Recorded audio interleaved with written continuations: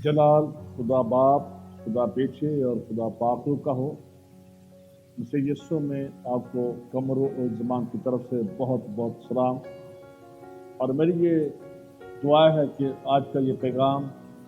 आपके लिए बायस बरकत ठहरे। और बिलखसूस मैं शुक्रगुजार हूँ इस टीवी नेटवर्क का। और मेरी ये दुआ है कि ये रूहों के निजात के लिए, लोगों के रहाई के लिए हमेशा इस्तेमाल होता रहे। और खुदा अपने खादम को, इनकी टीम को, इनके घराने को बरकत दे और खूब इस्तेमाल करे। Thank you. आज जो मेरा मजमून है, खुदा के बड़े का मुकाशफा, यानी कि revelation about the lamb of God. आज हम खुदा के कलाम में से सीखेंगे सब मिलकर। पैदाइश की किताब उसका 22वां बाब, उसके पहले 8 आयात हम पढ़ेंगे। खुदा के कलाम में इस तरह से लिखा है, इन बातों के बाद यूं हुआ कि खुदा ने अब्राहम को आजमाया और उसे कहा, आए अब्राहम। उसने कहा, मैं हाजिर हूँ। तब उसने कहा कि तू अपने बेटे इसहाक को, जो तेरा इकलौता है और जिसे तू प्यार करता है, साथ लेकर मोरिया के मुल्क में जा और वहाँ उसे पहाड़ में से एक पहाड़ पर, जो मैं तुझे बताऊंगा, सोखनी कुर्बानी के तौर पर चढ़ा। तब अब्राहम ने सुबह सवेरे उठकर अपने गधे पर जामा कसा और अपने साथ 2 जवानों और अपने बेटे इसहाक को लिया और सोखनी कुर्बानी के लिए लकड़ियां चीरी और उठकर उस जगह को जो खुदा ने उससे बताई थी रवाना हुआ। तीसरे दिन अब्राहम ने निगाह की और उस जगह को दूर से देखा। तब अब्राहम ने अपने जवानों से कहा, तुम यहीं गधे के पास ठहरो, मैं और ये लड़का दोनों जरा वहां तक जाते हैं और सिजदा करके फिर तुम्हारे पास लौट आएंगे। और अब्राहम ने सोखनी कुर्बानी की लकड़ियों लेकर अपने बेटे इसहाक पर रखी और आग और छुरी अपने हाथ में ली और दोनों इकट्ठे रवाना हुए। तब इसहाक ने अपने बाप अब्राहम से कहा, आए बाप। उसने जवाब दिया कि आए मेरे बेटे, मैं हाजिर हूँ। उसने कहा, देख, आग और लकड़ियां तो हैं, पर सोखनी कुर्बानी के लिए बरा कहाँ है? पर सोखनी कुर्बानी के लिए बरा कहाँ है? अब्राहम ने कहा, आए मेरे बेटे, खुदा आप ही अपने वास्ते सोखनी कुर्बानी के लिए बरा मुहैया करेगा। अब्राहम ने उसे, आए मेरे बेटे, खुदा आप ही अपने वास्ते सोखनी कुर्बानी के लिए बरा मुहैया करेगा। सो वो दोनों आगे चलते गए। आमीन। एक और हम हवाला पढ़ेंगे खुदा के कलाम में से, यूहन्ना की अंजील उसका पहला बाब, उसकी 29 आयत से इस तरह से लिखा है, और दूसरे दिन उसने यीशु को अपनी तरफ आते देखकर कहा, देखो, ये खुदा का बरा है जो दुनिया का गुनाह उठा लिए जाता है।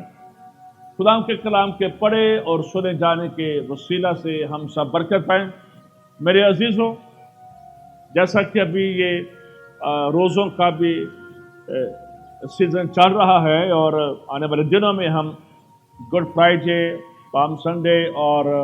ईद क़यामत मसीह मनाएंगे। तो इस हवाले से इस टॉपिक को चुना गया है, the revelation about the lamb of God, यानी कि खुदा के बड़े का मुकाशफा। मेरे अजीजों, जब हम अब्राहम के बारे में देखते हैं तो खुदा ने अब्राहम को बड़े सालों के बाद, जब ये दोनों सारा और अब्राहम बूढ़े हो चुके थे, उन्हें औलाद बख्शी इसहाक की सूरत में। और उसके बाद हम देखते हैं कि जब अब्राहम का बेटा इसहाक 16, 17, 18 साल का है, टीन एज का है, और फिर खुदा ने उसे आजमाया और खुदा ने उसे कहा कि तेरा इकलौता बेटा और जिसे तू प्यार करता है, सोखनी कुर्बानी के तौर पर मेरी हजूरी में गुजरान। और जो पहाड़ मैं तुझे बताता हूँ, कोई मोरिया के पहाड़ों पर से एक पहाड़ मैं तुझे दिखाऊंगा, उस पहाड़ पर जाकर तूने इसे मेरे लिए कुर्बान करना है। और उसके बाद हम अजीजों देखते हैं कि खुदा का बंदा अब्राहम अपने नौकरों को लेकर, गधे को लेकर, कुर्बानी की सारी चीज़ें लेकर یہ روانہ ہو جاتے ہیں، اور اس کے بعد باپ ابراہم جب اس جگہ کو دور سے دیکھتے ہیں تو اپنے نوکروں سے کہتے ہیں کہ تم یہیں پر ٹھہرو اور میں اور میرا بیٹا آگے جاتے ہیں۔ اور اس کے بعد ہم دیکھتے ہیں کہ وہ لکڑیاں جو کہ مسیح اسحاق پر رکھی جاتی ہیں، جیسے کہ مسیح یسوع کے کندھوں پر صلیب تھی، یہ ایک پرانے عہد نامہ میں ایک ریولیشن تھا۔ اور جب یہ اس جگہ پر پہنچتے ہیں تو وہاں پر جا کر اسحاق اپنے باپ سے سوال کرتا ہے کہ سوتنی قربانی کے لیے لکڑیاں بھی ہیں، آگ بھی ہیں، لیکن برا کہاں پر؟ یہ ایک کویشچن تھا مقاشتی طور پر، اور میں یہ سمجھتا ہوں کہ جب اسحاق نے یہ سوال کیا کہ برا کہاں پر ہے، تو یہ سوال بڑے سال ان فضاؤں میں، اس ایئر میں یہ گھومتا رہا کہ برا کہاں پر ہے۔ میرے عزیز اس بات کو یاد رکھیں، اور اب باپ ابراہم بھی جو اسے جواب دیتا ہے وہاں پر لکھا ہے، خدا آپ ہی اپنے واسطے سوتنی قربانی کے لیے برا مہیا کرے گا۔ نبوتی طور پر میں یہ سمجھتا ہوں کہ اسحاق نے بھی سوال کیا کہ برا کہاں پر ہے، اور ابراہم کو بھی نہیں میرے خیال میں یہ پتا، اور وہ بھی نبوتی طور پر کہہ رہا ہے کہ سوتنی قربانی کے لیے خدا برا آپ ہی مہیا کرے گا۔ میں یہ سمجھتا ہوں کہ ایک پروفیٹک ورڈ تھے جو کہ خدا کے خادم نے آنے والی نسلوں کے لیے بولے تھے۔ میرے عزیزو، بعض اوقات ہمیں پتہ نہیں ہوتا ہے، لیکن اس بات کو یاد رکھیں کہ خدا آپ کے وسیلہ سے، آپ کے خاندان کے وسیلہ سے، آپ کی بیوی کے وسیلہ سے، آپ کے شوہر کے وسیلہ سے، کسی بھی عام شخص کو بھی لے کر آپ کے ساتھ کلام کر سکتا ہے، آپ کو نبوتی الفاظ مل سکتے ہیں۔ یہاں پر ہم دیکھتے ہیں کہ دونوں نے نبوتی سوال کر دیا ہے۔ بیٹا پوچھ رہا ہے کہ برا کہاں پر ہے، خدا آپ ہی اپنے واسطے برا مہیا کرے گا۔ میرے عزیزو، ہم انسان محدود ہیں، ہماری جو عقل ہے یہ محدود ہے، لیکن ہمارا جو خدا ہے یہ لامحدود ہے۔ بعض اوقات ہمیں نہیں پتا کہ خدا ہمارے وسیلہ سے کسی کے ساتھ بول رہا ہوتا ہے۔ اس لیے میں یہ سمجھتا ہوں کہ آج کے چرچ کو جو ایک بہت بڑی ضرورت ہے وہ ہے کہ ہمارے اندر ریسیونگ سپرٹ ہو، ہم خدا کے کلام کو قبول کرتے ہیں۔ خدا اس کلام کے وسیلہ سے بھی آپ کے ساتھ بول سکتا ہے، خدا کسی عام شخص کے وسیلہ سے بھی آپ کے ساتھ بول سکتا ہے، خدا خواب اور رویا کے ذریعے سے بھی آپ کے ساتھ بول سکتا ہے۔ اور ہم دیکھتے ہیں کہ جب ہم موسیٰ کو دیکھتے ہیں تو اس کا سسر اس کے پاس آ کر یہ کہتا ہے کہ تو یہ بنی اسرائیل میں سے لیڈروں کو چھوڑ، یعنی کہ وہ ایک کلام لے کر آیا ہے، اور پھر موسیٰ نے بنی اسرائیل میں سے لوگوں کو چنا تاکہ وہ اسرائیل کا انصاف کیا کرے۔ لیکن اگر ہم آثر کی کتاب میں جائیں تو وہاں پر بھی ہمیں نظر آتا ہے کہ مرد کی اور آستر کے قصے میں حمان کی بیوی نے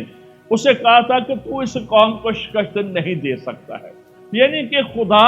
مختلف طریقوں کے ساتھ میرے عزیزو آپ کے خاندان کے ذریعے سے، آپ کے دوستوں کے ذریعے سے بول سکتا ہے۔ اس لیے ہمارے اندر میں جو سمجھتا ہوں ایک خوبی ہونی چاہیے، اور وہ خوبی یہ ہونی چاہیے کہ ہمارے اندر ایک ریسیونگ سپرٹ ہو۔ لیکن اس کے بعد ہم دیکھتے ہیں کہ باپ ابراہم نے اپنے بیٹے اسحاق کو اس مذبح پر لکڑیاں رکھی اور اسحاق کو باندھا ہے، اور پھر جب اس پر چھری چلانے لگا ہے تو آواز آتی ہے، ابراہم ابراہم، لڑکے پر ہاتھ نہ چلا۔ اور پھر اسے کہا جاتا ہے چونکہ تو خدا سے ڈرتا ہے اور تو نے اپنے بیٹے کو قربان کرنے کے لیے دریغ نہیں کیا ہے، اس لیے دیکھ تیرے لیے برا مہیا کر دیا گیا ہے۔ اور اس کے بعد ہم دیکھتے ہیں کہ اس کے پیچھے اسے ایک برا نظر آتا ہے اور اسے خدا کے حضور میں قربان کر دیا جاتا ہے۔ میں یہ سمجھتا ہوں کہ یہ پہلی تصویر ہے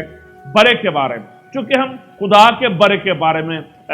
سیکھ رہے ہیں تو یہ پہلی تصویر ہے جو ہمیں اولڈ ٹیسٹامنٹ میں ایک شبیہ سے دکھائی گئی ہے۔ اور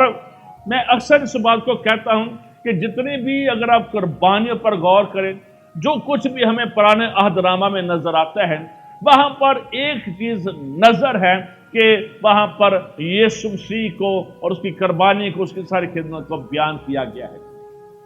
اس بات کو یاد رکھیں، یہ بائبل مقدس کی سچائی ہے کہ جو چیزیں اولڈ ٹیسٹامنٹ میں ہمیں شبیہ کے طور پر دکھائی گئی ہیں، ان کو ہم نیو ٹیسٹامنٹ میں पूरा होता हुआ देखते हैं और आइंदा भी पूरी होंगी। मेरे अज़ीज़ों, बहुत सारे लोग ये सवाल करते हैं, बाइबल मुकद्दस बदल गई है, लेकिन ये बदले नहीं है। इसका शुरू से थीम नजात है, यीशु मसीह है, और एंड तक उसे ही बयान किया गया है। जितने भी कुर्बानियां हैं, अगर हम बड़े के बारे में सीख रहे हैं तो कहां से बड़ा शुरू होता है, हम आगे चलकर जाकर देखेंगे। तो इसलिए ये सच्चाई है कि ये खुदा का कलाम है और ये पूरा होता है। और ये सवाल जैसा ज़हाक ने है, बड़ा कहां पर है, और बाप कह रहा है कि खुदा आप ही मुहैया करेगा। और उसके बाद थोड़ा सा हम अगर आगे बढ़े, खरूज की किताब में उसका 12वां बाब पढ़े, तो वहां पर भी हम देखते हैं कि जो बनी इसराइल के लोग हैं, ये तकरीबन 400 साल हो गए हैं अब मिस्र की गुलामी कर रहे हैं, और वहां पर ये इंतहाई दुख की हालत में हैं। काम करना मुश्किल हो गया है, रोटी खाना मुश्किल हो गया है, बच्चों को पैदा करना मुश्किल हो गया है, और ये चीख रहे हैं, चिल्ला रहे हैं, रो रहे हैं। और फिर खुदा ने वहां पर मूसा को भेजा है, और मूसा के डायलॉग होते हैं फरौन के साथ, और फिर बहुत सारी अफवाह आती है, और फिर उन अफवाह में भी हम देखते हैं कि खुदा का हाथ बनी इसराइल पर बढ़ा रहा है। लेकिन जो आखिरी आफत आती है, वहां पर उसके बारे में लिखा है कि खुदा ने मूसा से कहा कि बनी इसराइल से कहें कि खानदान के पीछे एक बरा ले लें, उसे अपने साथ रखें, और फिर उसे ज़िबा किया जाए, उसके खून को बर्तन में डाला जाए, और उसका खून लेकर फिर चौखटों पर और दरवाज़ों पर लगा दिया जाएगा। और फिर उस रात जब मैं गुजरूंगा तो बनी इसराइल के पलौठे, इनके जानवरों के पलौठे महफूज रहेंगे, लेकिन मिस्रियों के, फराओं के, जानवरों के, इंसानों के सारे पलौठे मिल जाएंगे। और ये एक निशान था। फिर से यहाँ पर हम बड़े की बात करते, इसके खाने के तरीके, इसके किस तरह का होना चाहिए, ये सारी चीज़ें हमें खरूज की किताब में नजर आती है। लेकिन ये एक दूसरी तस्वीर थी जो दिखाई जा रही थी कि तुम्हारे बचाने के लिए किसी बड़े का खून बहाया जाएगा, और जब वो बड़े का खून चौखटों पर लगाया जाएगा तो मौत का फरिश्ता तुम्हारे पास नहीं आ सकेगा। ये एक दूसरी पिक्चर थी जो कि दिखाई जा रही थी, और जिसने आगे आकर कंप्लीट होना था। और उसके बाद हम देखते हैं कि जब ये आफत आती है तो जिन घरों पर बड़े का खून था, जिन दरवाजों पर जो उस घर के अंदर थे, वो लोग महफूज रहे, उनके बच्चे महफूज रहे, और उनके जानवर महफूज रहे। लेकिन पूरे मिस्र में हम देखते हैं कि लोग रो रहे थे, चला रहे थे, क्योंकि उनके बच्चे मर चुके थे। लेकिन बनी इसराइल को खुदा ने बड़े के खून के वसीला से बचा लिया था। मेरे अजीज, उस वक्त को याद रखें, आज भी जो बड़े का खून है वो आज भी हमें बचाता है, और आज भी हमें छड़ाता है। ये एक दूसरी तस्वीर दिखाई गई थी, इसको जरा और क्लियर किया जा रहा था कि एक बड़ा आना है जिसने तुम्हारी खातिर कुर्बान होना है, और जब वो कुर्बान होगा तो फिर तुम बच जाओगे हर तरह की बातों से। अगर उसके बाद हम थोड़ा सा और आगे बढ़ें, तब अहबार की किताब, उसके 16 बाब में अगर आप अहबार की किताब का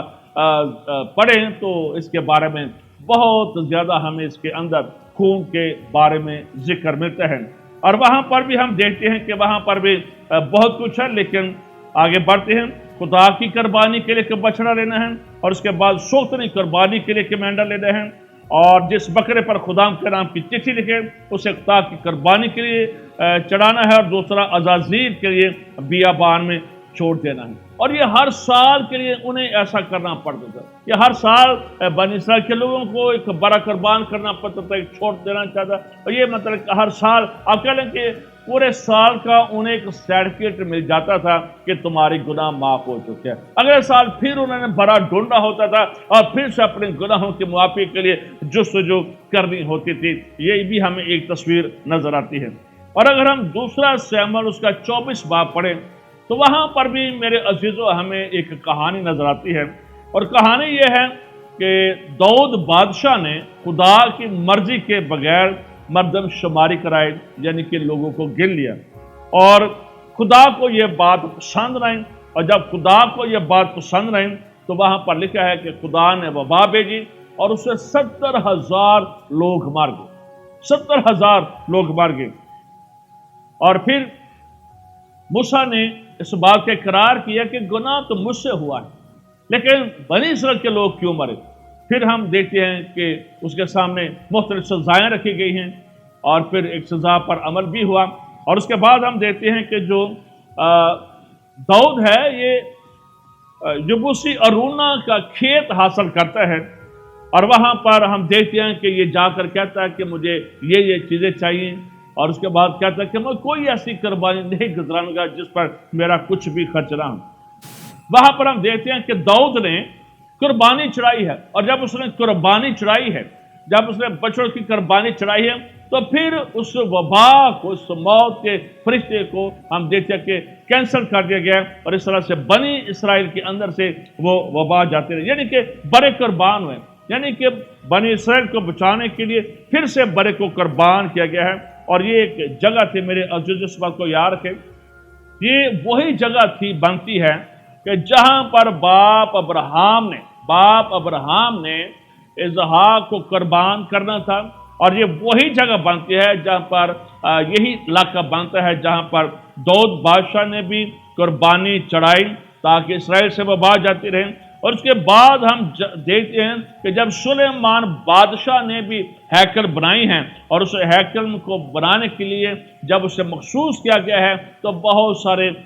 جانوروں کو ذبح کیا گیا ہے، اتنے جانور ذبح کیے گئے ہیں کہ اسی رات خدا سلیمان بادشاہ پر حاضر ہوتا ہے، اور خدا اسے کہتا ہے تو کیا چاہتا ہے کہ میں تیرے لیے کروں؟ اس نے کہا مجھے انصاف کرنے والا دل چاہیے۔ لیکن میرا کہنے کا مطلب یہ ہے کہ یہ سیم وہی علاقہ ہے، سیم وہی جگہ ہے جہاں پر ہیکل بنائی گئی ہے، اور وہاں پر ہم دیکھتے ہیں کہ پھر سے اسی علاقے کو چنا گیا، یعنی کہ ایک ہمیں چیز جو ہے نا یہ جڑی ہوئی نظر آتی ہے،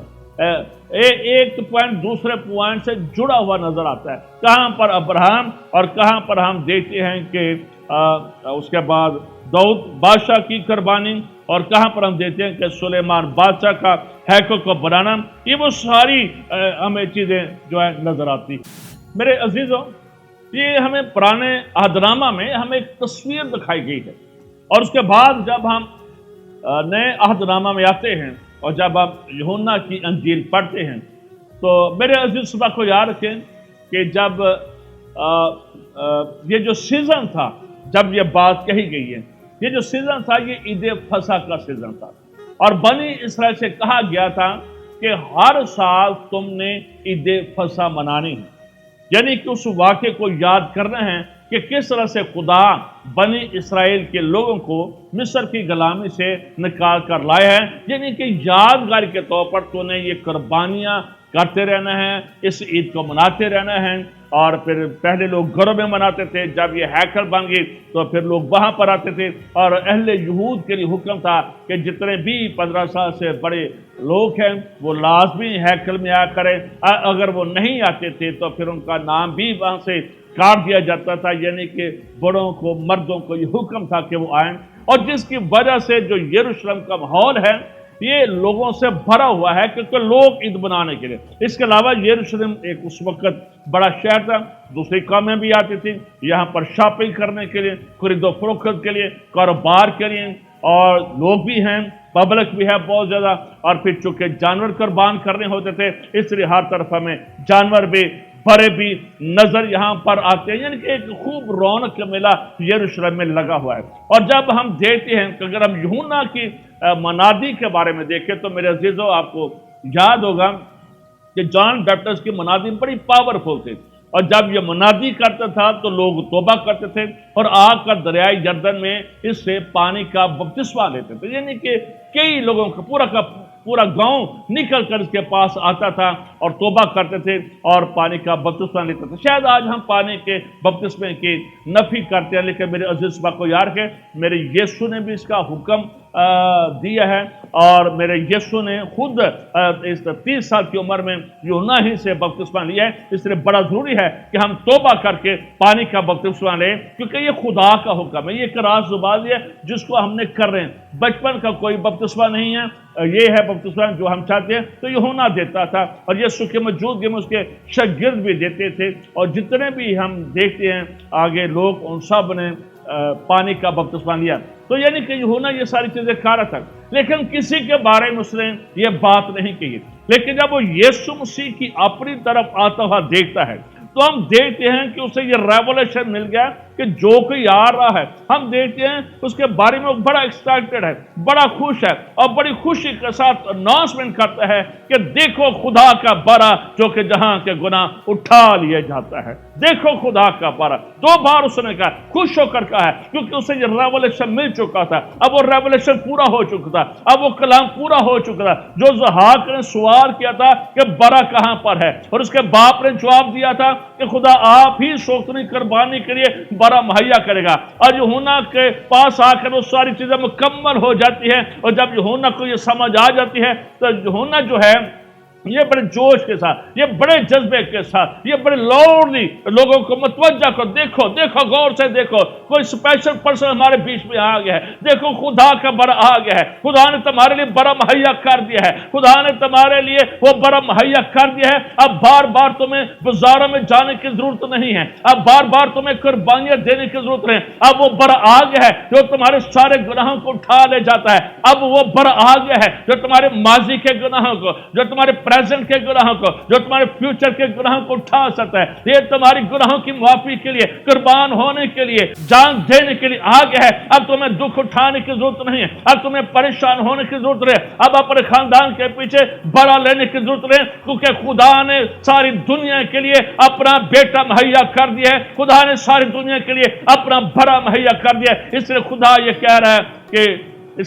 اس لیے یوحنا یہ کہتا ہے کہ دیکھو خدا کا بڑا جو جہاں کے گناہ اٹھا لیا جاتا ہے۔ ہاللویا، خدا کی تعریف ہو، اس کے بڑے کی تعریف ہو۔ آج میرے عزیز کو یاد رکھیں، آپ کو دکھ اٹھانے کی ضرورت نہیں ہے، کیونکہ جو بڑا آج سے 2000 سال پہلے خدا نے ہمیں دے دیا تھا وہ بڑا قربان ہو چکا تھا، اور جب ہم اس کی قربانی کو قبول کرتے ہیں، جب ہم اس کے کفارے کو قبول کرتے ہیں، آپ لعنتوں میں نہیں رہتے ہیں، آپ بدکرداری میں نہیں رہتے ہیں، آپ نشے میں نہیں رہتے ہیں۔ خدا کا بڑا ہی ہے جو ہمارے ہر طرح کے گناہوں سے چھٹکارا دیتا ہے، خدا کا بڑا ہی ہے جو ہمیں اپنے لہو سے پاک اور صاف کرتا ہے، خدا کا بڑا ہی ہے جو ہمیں آسمان کی بادشاہ میں داخل کرتا ہے، اور خدا کے بڑے ہی میں یہ قدرت پائی جاتی ہے، اس کے نام میں قدرت پائی جاتی ہے، اس کے خون میں میرے عزیزو قدرت پائی جاتی ہے۔ میرے عزیزو ونڈرفل، یہاں پر آ کر ہم اس ریولیشن کو پورا ہوتا ہوا دیکھتے ہیں۔ اس وقت بنی اسرائیل کے یہ حکم تھا کہ وہ خاندان کے پیچھے ایک برا لیتے تھے اور پھر اسے قربان کرتے تھے، اور میرے عزیز کو یاد رکھیں ان کے یہ حکم تھا کہ جو برا لیں وہ صحت مند ہو،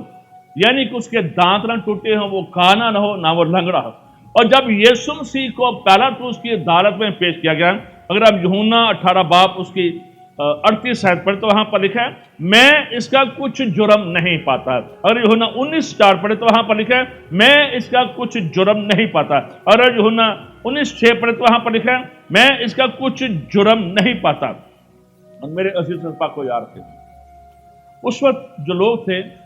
وہ اپنے بڑے کو وہ بھی گماتے پڑاتے تھے، اور یسوع مسیح کو صلیب اٹھا کر ان گلیوں میں گمایا اور پھرایا گیا۔ وہ ساری چیزیں جو ہمیں پرانے عہد نامے میں نظر آتی ہیں وہ یسوع مسیح میں پوری ہو رہی ہیں، اور اسی لیے خدا کا بندہ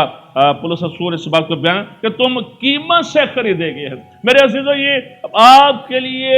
خوشخبری ہے۔ آج کا یہ سیزن جب آپ کلام کو سنیں اور جب یہ کلام ختم ہے تو لازمی اپنی زندگی میں یسوع مسیح کو قبول کیجیے، لازمی اپنا دل اس کے لیے کھولے۔ آپ دیکھیں گے کہ جب خدا کا بڑا آپ کی زندگی میں آ جائے گا تو میرے عزیز بات کو یاد رکھیں آپ کی جو زندگی ہے یہ تبدیل ہو جائے گی۔ اس لیے یوحنا بار بار بڑی خوشی کے ساتھ وہ بیان کرتا ہے کہ دیکھو یہ وہ بڑا آ گیا ہے جو تمہاری موت کو، کیونکہ جن پر بڑے کا خون نہیں تھا، جن گھر پر وہاں پر موت ہے، اس لیے اب یوحنا روحانی طور پر کہہ رہا ہے کہ یہ وہ بڑا ہے جو تمہیں ہر طرح کی روحانی موت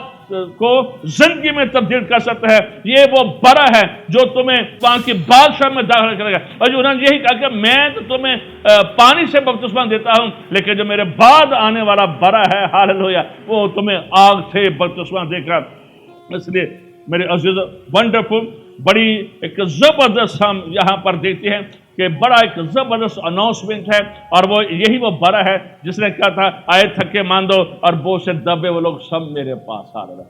یہی وہ بڑا ہے جو ہمارے بوجھوں کو اٹھا لیتا ہے۔ اس وقت بھی ہم دیکھتے ہیں کہ جو بڑا ہوتا تھا،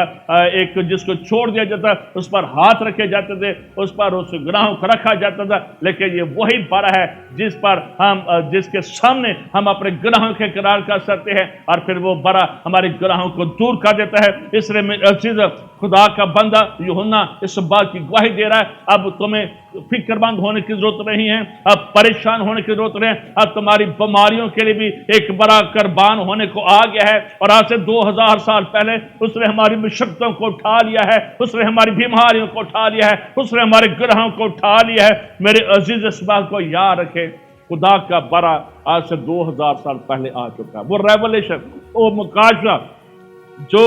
اظہار سے شروع ہوا تھا، جو ابراہیم سے شروع ہوا تھا، ہم یسوع کی صورت پہ اس سے پورا خطبہ دیکھتے ہیں۔ یہی خدا کے کلام کی سچائی ہے۔ اگر آپ دکھی ہیں، تکلیف پہ ہیں، خاندانی مسائل ہیں، پریشان ہیں، آپ کے ٹینشنیں ختم نہیں ہو رہی ہیں، خدا کے بڑے کو اپنی زندگی میں لے کر دیتے، وہ آپ کا سب کچھ تبدیل کر دے گا، آپ کی زندگی تبدیل کر دے گا، آپ کا اسٹیٹس تبدیل کر دے گا، اور آپ عام شخص نہیں رہیں گے، آپ خدا کے بیٹے اور بیٹیاں بن جائیں گے۔ خدا آپ سب کو بڑی برکت دے۔ آئیے دعا کرتے ہیں۔ خدا باپ، تیرے بندوں نے جو کلام سنا ہے، خدا کا منت کرتا ہوں کہ اگر کوئی گناہ کی حالت پہ ہیں، پریشان ہیں، دکھی ہے، بیمار ہے، اور اگر اس نے اپنا دل تیرے آگے کھولا ہے تو اس کی سن لے، اس پر رحم جاری کر دے، اس کی مراد پوری ہو۔ اس ٹی وی نیٹ پر سننے اور دیکھنے والوں پر تیری برکت ہو، مسیح یسوع کے نام سے، آمین۔